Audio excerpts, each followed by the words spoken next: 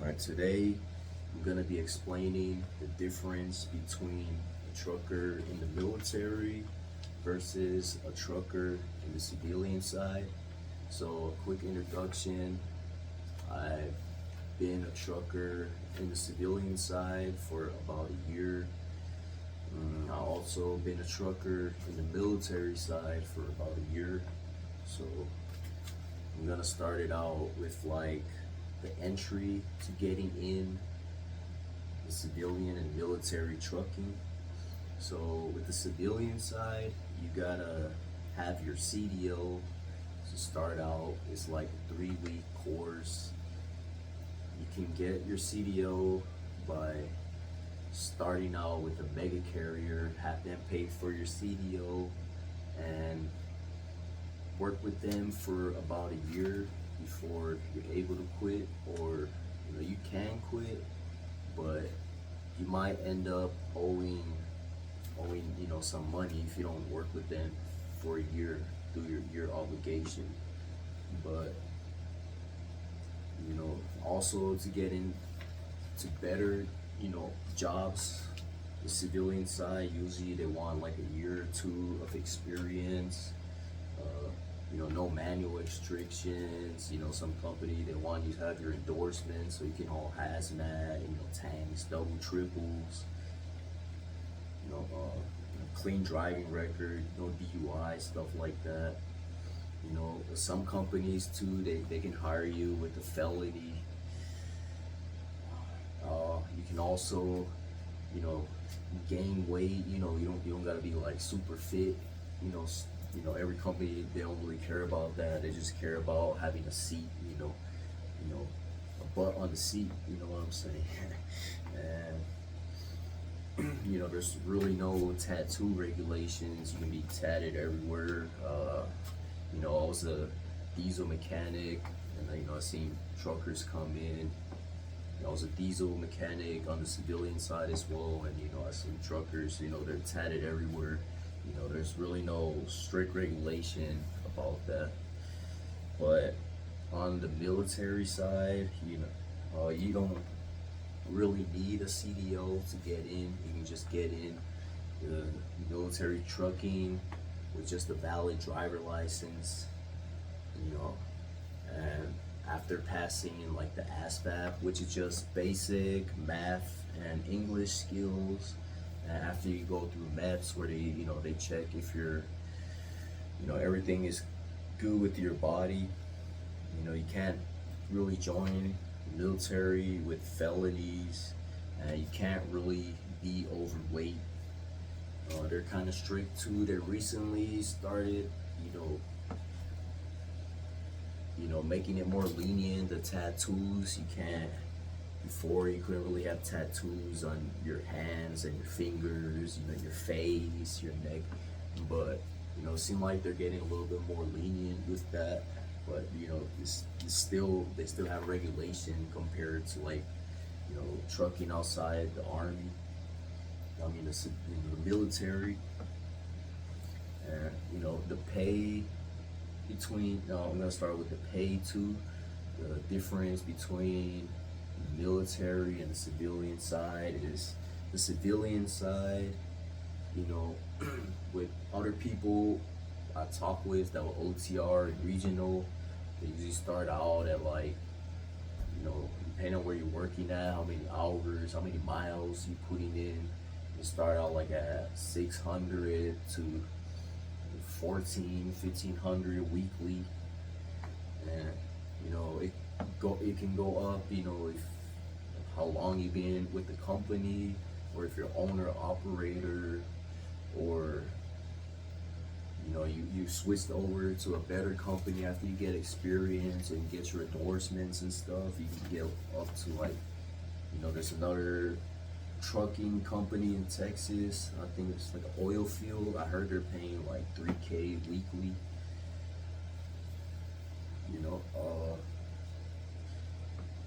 And with the military side, it's pretty straightforward. It's not like the civilian side, where you can make more money. Owner operator, company driver is pretty straightforward. You can find the how much you get paid online on a calculator, but you know, someone starting out, you know, like as a single private living in the barracks, you're probably gonna start out like at 500, 600, you know, a week.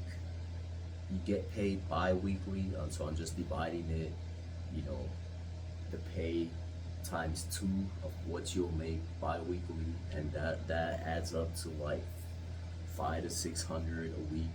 But that's also with like food and housing and healthcare covered.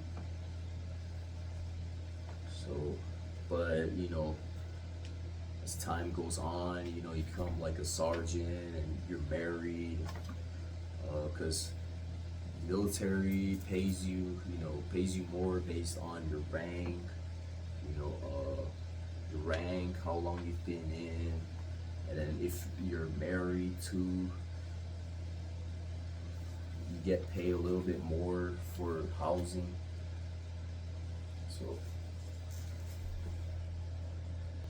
So like if you're a married E5 sergeant, you know, you can probably, you know, living off base with like your housing and your food, you probably bring in like 1,300 a week. It also depends on where you're living at too. They give you money for your housing that's tax free. So, you know, you'll be making like 13 to 1,500 weekly. And I'll probably, there's a lot of other videos on YouTube that can explain it. And I'm gonna get into the healthcare on the military and civilian side, the difference. When I was in the civilian side, I was paying like 100 to 200 weekly. With family and single, it was like $50 weekly. But the military side, you know, the healthcare is completely covered. You and your family, it's free. That's one, you know, good benefit about the military side, active duty. And we'll go to the work-life balance. So the work-life balance with the civilian side, it kind of depends on what you're doing. You know, if you're an over-the-road driver, local, regional, you know, you're gonna have different companies you're working with. You know, you can be a local driver and working crazy hours, or you can be working 40 hours a week. You know, it kind of depends on what you're doing. You're owner, operator, company driver. With the military side, it kind of varies as well. It kind of depends on where your unit is too. You know, some units, they don't really work that much. They don't really have much going on, and you can be working like 40 hours a week probably. And then there's other units where you're working, you know, probably like 14 hour a day. I think that adds up to maybe 70 hours a week, right? 80 hours. You know, it really depends on when you're going at. And, you know, but a little bit thing that's different, you know, the civilian and the military side work-life balance. You know, the military, you have like trainings, you know, national training centers and BOC, basic leadership, you know, so also like deployments, you know, so you'd be gone like away from home 30 days or 9 months. You know, that's a little difference between like OTR, because, you know, civilian military, because I know OTR, they're not gone 9 months out of, you know, the year. Maybe they are. I'm not an OTR driver, but yeah, but you can be gone like 9 months consecutively. Also the type of work in the type of work too, civilian military, you know, flatbed, dry van, reefer, you know, you can choose all that on the civilian side. But the military side, it kind of depends on which unit you're at, where you get stationed at. You know, you can be driving fuel trucks or flatbeds or dry vans. You know, really depends. Or you be driving all that stuff. You can be hauling hazmat or hauling vehicles. You know, it really depends. Like where I'm at, I'm not really hauling, you know, big stuff in the flatbed. I'm driving like a Class B type of flatbed truck. I'm not driving like a Class A fifth wheel, you know. But it'd be nice so I can get that experience. You're also the civilian side. You're just doing your job. That's it, trucking. But the military side, you know, you're working out. You know, every time you're doing working out tests, you're doing shooting tests. You're doing monthly, yearly classes, and then you know the higher up you get, the less and less you do your job. You know, civilian side you can just do your job.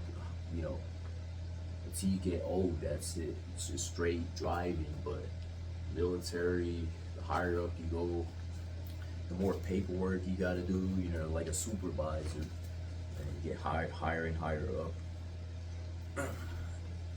And how about like the other thing I'm trying to bring up too is like disabilities and stuff like that. If you get injured on the job, I don't know. I never really got injured on the job or knew anyone, but I think you probably get benefits on the civilian side, or you get laid off.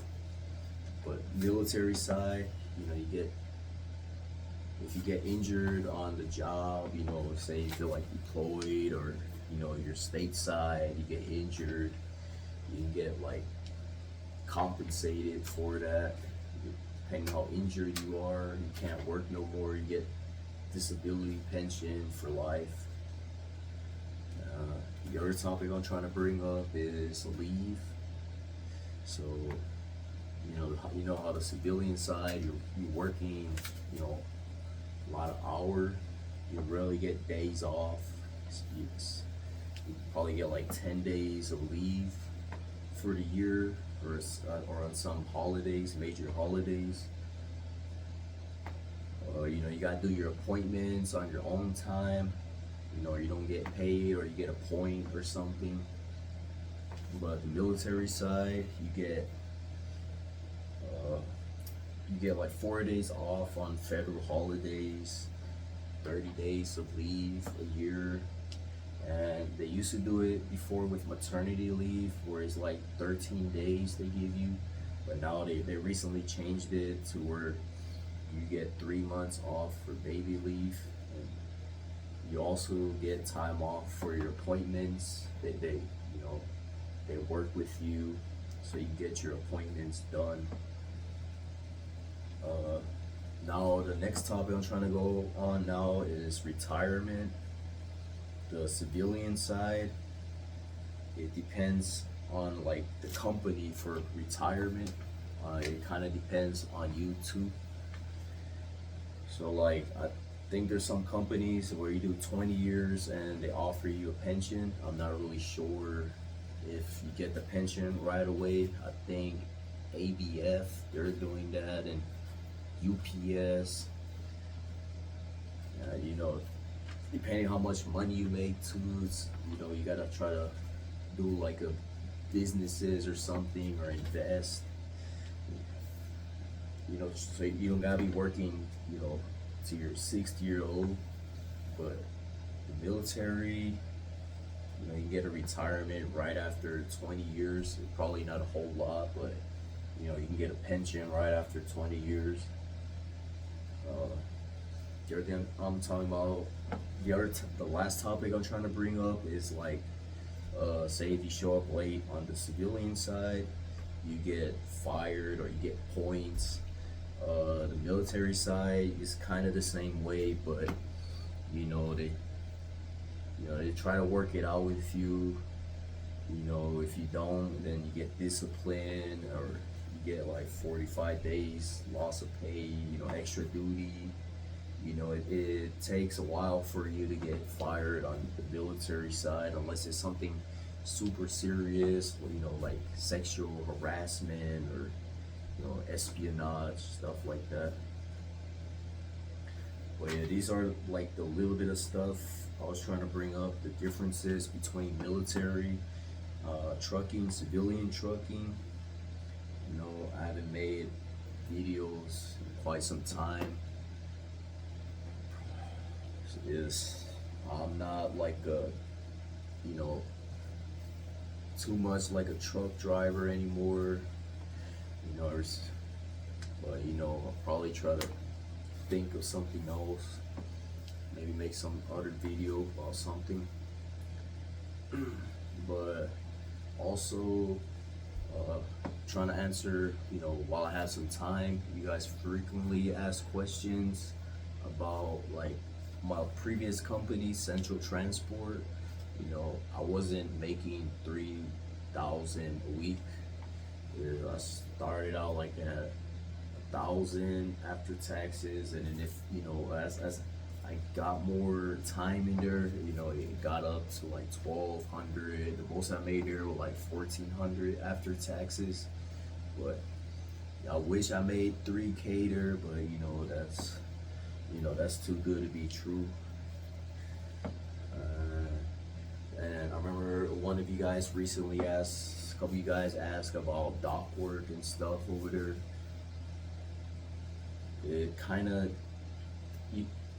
so when you start out over there, you know, you don't really gotta say on like how your work is gonna be like. So you just doing whatever the company wants you to do, but so you be like driving the dock more than you're driving the truck, driving the forklift.